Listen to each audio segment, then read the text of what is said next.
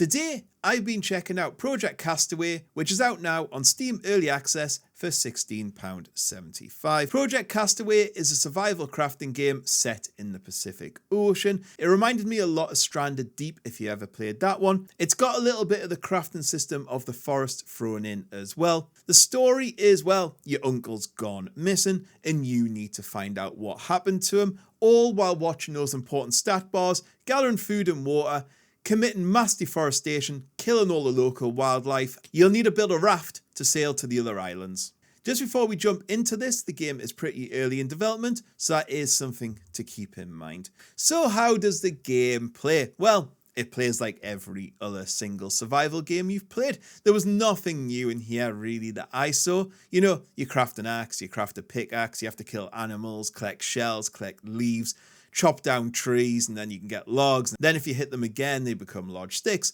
Hit them again and they become small sticks. Pick up rocks, throw them on the ground, you can get shards. Hit them with a pickaxe and you can hit bigger rocks.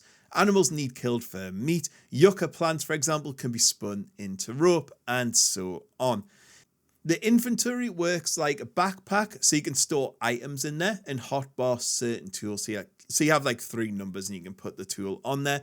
And then there's a crafting manual with a bunch of recipes in under different categories, kind of like The Forest in that respect. There's also a journal type thing in there where you can play audio logs and read up on the story. And there's a small how to survive section, but I didn't find this much use. You can unlock more recipes as you go by finding new things or finding blueprints dotted about. As you can guess, your starting island only contains the basic resources, so you'll need a raft to go out and explore. It also has that forest style approach where you place a crafting object, say a fire pit, and then you fill it with the resources like 5 logs, 2 sticks and some rope. Once all the resources have been delivered, it builds, but you can like see the outline until you build it. It all worked pretty well, but it's nothing you haven't seen before. And my kind of major issue here was the weapon and tool durability. It's way too low. Like hit a few trees and you'll need a new axe. It just made it a little bit too grindy at the start. I think they need to up that durability. Where the game instantly suffers though is the terrible onboarding. You know, like most survival games teach you the basics, usually via a mission style. You know, it'd be like, ooh, right, go and craft an axe, go and craft a pickaxe, go here and find this. Well, this game goes, make a bed, so you make a bed. And that's like, well, I suppose that's all I can do now. That's all I've got for you. And you're like, well, what do I need to do? It just doesn't teach you how to do anything. And you could almost soft block yourself here because it doesn't tell you how to make rope, and rope is super important. And if you don't have the right tools, you can't make rope. So I think it should really explain things way better and get your starting base built at least. So yeah, I just think the whole onboarding thing just needs to teach you the basics of the game way better and set that really good first impression. Talking about first impressions, this game has one of the worst intros to a survival game ever. It's got the cliche plane crash, and the guy's like, oh my god, the plane's crashing. My uncle is lost. I can't believe I'm gonna crash. You're like, dude, put some enthusiasm in, and you can't really tell why the plane is crashing. It just kind of goes, right, I'm gonna crash, and he puts his hand on the dashboard, doesn't try and fight the plane or anything, and you crash into the sea. And it's also unskippable.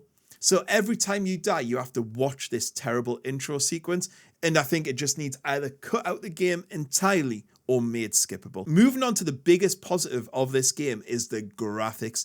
This game shines with the graphics. Honestly, it looks so good. It's probably one of the better looking survival games out there. The water and waves just look great. However, one thing to be aware of, there is a massive lack of graphical options, so you do need a pretty decent PC to run this at its highest frame rate. Sound design wise, the voice acting is pretty terrible. That needs improved. Music is really repetitive. I ended up turning it off, but the ambient sound is pretty decent. There's also a lot of bugs, but it's early access, so you would expect that. In conclusion, I'm going to mark this one as it has potential. In its current state, I think there's a core here that could be something good, but it's also against so many great games that do survival way better and are way more fun. Making a decent survival game is tough. The game just doesn't make a really good first impression. I mean, that intro is really, really bad. And then mixed with the terrible onboarding, the game just didn't draw me in from the start. And I think that negativity stayed with me throughout my gameplay. I love survival games, but I don't think I'll be visiting this one again until it's more complete. However, I will say it's worth a wish list and keeping an eye on. Anyway, guys, that's all I've got to say on this one. Catch us all later. Goodbye.